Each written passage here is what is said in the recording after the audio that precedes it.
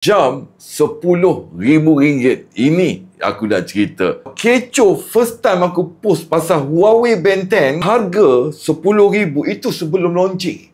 Tapi hari ini harga dia RM149. Pengalaman aku untuk hampir 10,000 step, bila pakai bagaikan tak terasa.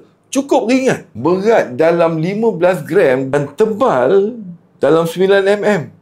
Cukup sedap kalau pakai. Bila combine dengan app dia, you have total control and better control of the Band 10. Nah, untuk harga RM149 dengan function touch and go, memang puas hati. RM149 bukan lagi RM10,000 dalam beg kuning. Stylish design dan akses kepada application cukup senang dan cukup mudah. Selain daripada workout dan juga activity, ada juga pro sleep monitoring. Satu yang istimewa, ada emotional well-being. Dia akan trace dan monitor emotional kita. 14 hari battery life. Pada hari pertama video aku buat sampai ke hari ini, ada 65% baki lah. Untuk watch face dia, kau ada banyak pilihan nak tukar yang macam mana kau suka. Tak ada masalah untuk masuk dalam air. Kita connect pada iPhone,